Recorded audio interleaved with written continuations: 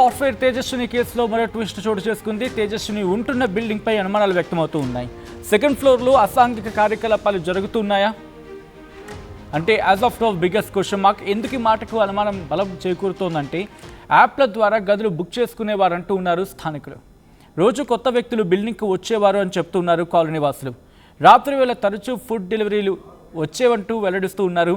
తేజస్విని నెల రోజుల కోసం అద్దెకు తీసుకుంది అంటూ ఉన్నారు. అంటే ఆ ఇంటిని లేకపోతే ఆ ప్లాట్ని ఆ ఫ్లాట్ని నెల రోజుల కోసం అద్దెకు తీసుకుంది అంటూ ఉన్నారు స్థానికులు. రోజువారీ రెంట్ 3,500 రూపాయలు చెల్లించేది అంటూ ఉన్నారు. అక్కడ వాళ్ళు ₹1,00,000 అద్దెతో రూమ్ రెంట్కు తీసుకోవడంపై అనుమానాలు వ్యక్తమవుతూ ఉన్నాయి. ₹1,00,000 రెంటా? ప్రస్తుతం ఇదే అనుమానం వ్యక్తమవుతోంది. బిల్డింగ్ వ్యవహారంపై ఓనర్కు చెప్పినా పట్టించుకోలేదంటూ ఉన్నారు కాలనీ వాసులు. రాత్రిపూట భయాందోళనకు గురవుతున్నామని కాలనీ వాసులు ఆవేదన వ్యక్తం చేస్తున్నారు. 4 రోజుల క్రితం పీర్జాదిగూడలో అర్ధరాత్రి ఒంటి మీద వస్త్రం లేకుండా దుస్తులు లేకుండా రోడ్డుపై పరిగెత్తింది సాఫ్ట్వేర్ ఉద్యోగిని తేజస్విని. ఆ తెల్లవారుజామున చెరువులు అనుమానాస్పద రీతిలో తేజస్విని మృతి చెందింది. తేజస్విని మృతికి బిల్డింగ్లో అసాంఘిక కార్యకలాపాలకు లింక్ ఉందా? అక్కడ కాలనీ వాసులకు తెలియకుండా అసాంఘిక కార్యక్రమాలు జరుగుతూ ఉన్నాయా? రాత్రిపూట ఈ అసాంఘిక కార్యక్రమాలకు అది అడ్డగా మారిందా? ప్రస్తుతం ఇవే ఇటువంటి అడదిడమైన ప్రశ్నలు అక్కడ ఉత్పన్నమవుతూ ఉన్నాయి. ఇదే అంశానికి సంబంధించి నేను అంటున్న మాట కాదు, అక్కడ అనుమానం వ్యక్తం చేస్తున్నారు స్థానికులు. ఒకసారి వాళ్ళు ఏమంటున్నారో చూద్దాం, మాత్రం డీటెయిల్గా మాట్లాడుకుందాం. ఎయిర్బిఎన్బి అంటున్నారు అండ్ 1 lakh దాకా పే చేసిందని అంటున్నారు. 1 lakh దాకా పే చేసిందని అంటున్నారు. ఇట్లా ఈ రూమ్స్ ఇలా తీసుకుంటే అలా ఏమన్నా అంటే దీనికి ఎట్లా సపోర్ట్ చేస్తారు? అసలు దీని మీద ఎట్లా ఖండిస్తారు?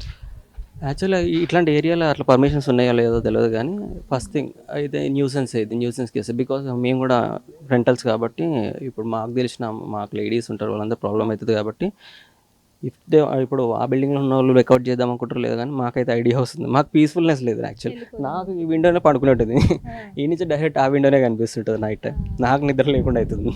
అట్లా భయం ఉంటుంది నైట్ టైం. ఇక్కడ కుక్కల అరుపులు ఎక్కువ ఉంటాయి. ఇక్కడ ఒక మహిళ అలా నగ్నంగా పరుగులు తీసింది, డోర్లు కొట్టింది అంటే ఎవరికైనా అది భయం అంతే, చాలా భయం అనిపిస్తుంది. మొత్తం ఇప్పుడు నార్మల్గా వాకింగ్ వెళ్తుండే నైట్ టైం, ఇప్పుడు తినంగానే వాకింగ్, ఇప్పుడు అది కూడా లేదు. ఇక్కడ అస్సలు లేదు, ఛాన్స్ లేదు. అక్కడికి వెళ్దామంటే ఎవడేమవుతుందా ఏందా అన్నట్టుంది. ఇప్పుడు ఇక కొన్ని డేస్ అట్లా ఉంటుందేమో, కానీ that is what happen. Airbnb అంటున్నారు. ఎయిర్బిఎన్బి అది అక్రమ అనుమానాలు వ్యక్తం చేస్తున్నారు. భయంతో బిక్కుమంటూ బతుకుతున్నారంటే అర్థం చేసుకోవచ్చు వాళ్ళు అక్కడ. అయితే ఇది ఒకరిది మాత్రమే కాదు, ఇది కేవలం ఒకరి అనుమానమో లేకపోతే ఒకరికి వస్తున్న భయమో కాదు. మరికొంతమంది కూడా ఇటువంటి అనుమానాలు ఉన్నాయి, ఇటువంటి భయాన్ని వ్యక్తం చేయడం జరుగుతూ ఉంది. సెకండ్ ఫ్లోర్, ఈ తేజస్విని ఉంటున్న బిల్డింగ్లో సెకండ్ ఫ్లోర్ అసాంఘిక కార్యక్రమాలకు అడ్డగా మారిందా? తేజస్విని మృతికి బిల్డింగ్లో అసాంఘిక కార్యకలాపాలు అంటూ ఉన్నారు కదా, దానికి ఏమైనా సంబంధం ఉందా? అసలు ఇంతకీ అక్కడ ఎటువంటి అనుమానాలు వ్యక్తమవుతూ ఉన్నాయి? స్థానికులు ఏమంటూ ఉన్నారు ఇప్పుడు చూద్దాం. అప్పుడు అంకుల్ అన్ని ఫ్యామిలీస్ ఉన్నాయి, ఓన్లీ ఫ్యామిలీస్ ఇవ్వండి, బ్యాచిలర్కి ఇవ్వండి. అమ్మ మేము మధ్యలో ఇక్కడ కింద ఫస్ట్ ఫ్లోరు మేము ఉంటాం, ఫ్యామిలీకి వస్తాం, మేము ఉంటాం, ఎవరికేమో. ఎందుకంటే ఆల్రెడీ పైన జరిగింది, కొన్ని రోజులు జరిగిన మేము చెప్పినాక సరే అమ్మ ఒక 1 year అగ్రిమెంట్ రాయించుకున్నా, తర్వాత అంతా క్లోజ్ చేస్తా. పైన మాకు తెలియదండి, అందులో చాలామంది రాత్రి వచ్చి పక్క వాళ్ళు చెప్పిండ్రు, వచ్చి పోయిందమ్మా అయిపోయింది, ఒక 1 year అగ్రిమెంట్ ఉంది, అది అయిపోయాక క్లోజ్ చేస్తే మీకు ఏమి ఇబ్బంది ఉందో అన్నాడు.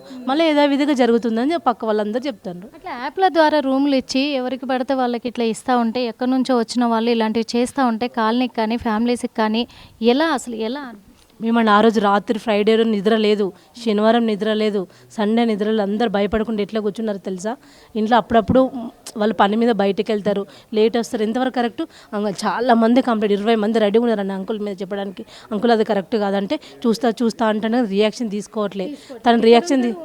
తను ఎక్కడ ఎక్కడో ఉప్పల్ రింగ్ రోడ్ వెనకాల అని చెప్పాడు. వెనకాల అని చెప్పారు. ఇంకా రియాక్షన్ తీసుకోలే. ఇప్పుడు మేము అందరం కలిసి కార్పొరేటర్ దగ్గరకు పోయి హెల్ప్ అడిగి మాకు రక్షణ కావాలని అడుగుదాం అనుకుంటున్నామండి.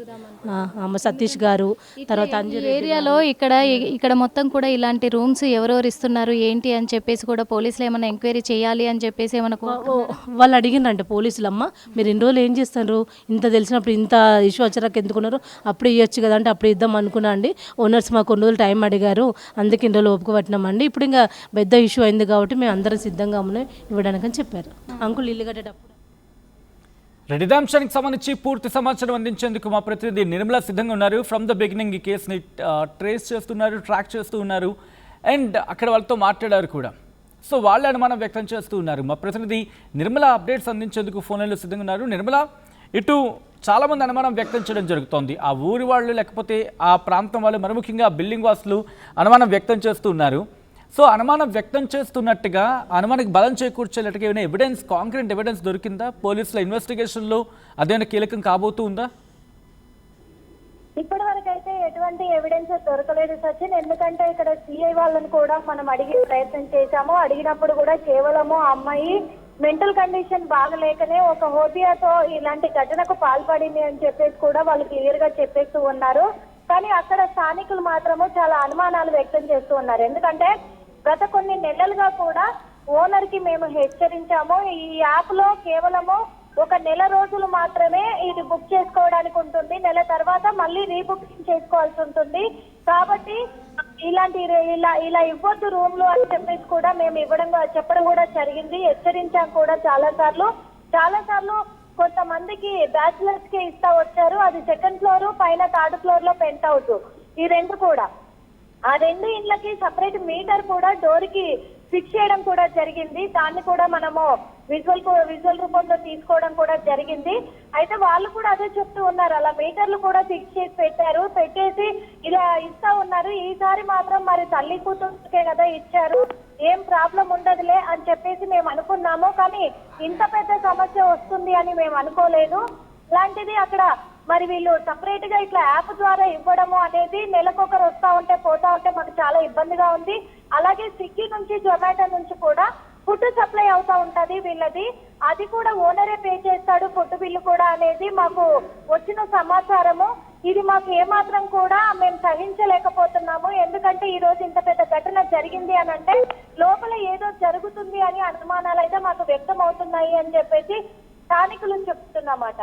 కానీ పోలీసులు దీని మీద దర్యాప్తు కొనసాగిస్తున్నారా అంటే మేము ఇంకా దర్యాప్తు కొనసాగిస్తున్నాము, ఇంకా విచారణ జరుపుతున్నాము అంటున్నారు. ఇంకో విషయం ఏంటంటే ఇక్కడ తేజస్విని చివరి కార్యక్రమం మాత్రము దహన సంస్కారాలు హైదరాబాద్ లోనే జరిపించారు. కేవలం తల్లి తండ్రి ఇద్దరు మాత్రమే ఇక్కడ ముషిరాబాద్ శ్మశాన వాటికలో జరిపించారు. కానీ తేజస్వినికి సంబంధించి ఇంకా ఎవరు బంధువులు లేరా, ఉంటే అసలు వాళ్ళు ఎక్కడున్నారు, విజయనగరంలో అసలు తేజస్వినికి సంబంధించినటువంటి బంధువులు ఎక్కడున్నారు, తను ఎక్కడ చదువుకుంది ఏంటి అసలు ఎవరిని కూడా ఆరా తీయలేదు. ఇక్కడ పోలీసులను అడిగితే తన తల్లి వచ్చింది కదా, తన తల్లి తన వెంట ఉంది, తన తండ్రి కూడా అక్కడి నుంచి వచ్చాడు, ఎప్పుడో గొడవ పడి నాతో తల్లి కూతుర్లు బయటకు వచ్చేసారని తండ్రి చెప్పాడు. ఇటు తల్లి మాత్రము తనతోనే ఉంటుంది కాబట్టి తల్లి కూడా కొంచెం మెంటల్ గా డిస్టర్బ్ లో ఉంది కాబట్టి ఇంకేం చేయలేము, వాళ్ళే ఇక్కడ మేము చేసేసుకుంటాం కార్యక్రమం అన్నప్పుడు మేము అబ్జెక్షన్ చెప్పలేము కదా అని పోలీసులు అంటున్నారు. అంటే ఇక్కడ తేజస్వినికి నిజంగా అమ్మ నాన్నలేనా వీళ్ళు, లేకపోతే తనకు సంబంధించిన కుటుంబీకులు ఇంకెవరైనా ఉన్నారా విజయనగరంలో? ఇలాంటి దర్యాప్తు అయితే ఇంకా కొనసాగించలేదు పోలీసులు. ఇద్దరితో దీన్ని అమ్మాయి కేవలము మెంటల్ గా డిస్టర్బ్ లో ఉంది అని చెప్పేసి మాత్రమే డిసైడ్ చేసి ఆ మెంటల్ గా డిస్టర్బ్ లో ఉండి హోబియాతోనే ఇలాంటి సంఘటనకు పాల్పడింది అని చెప్పేసి తేల్చేసి చెప్పేస్తున్న మాటలు సచిన్.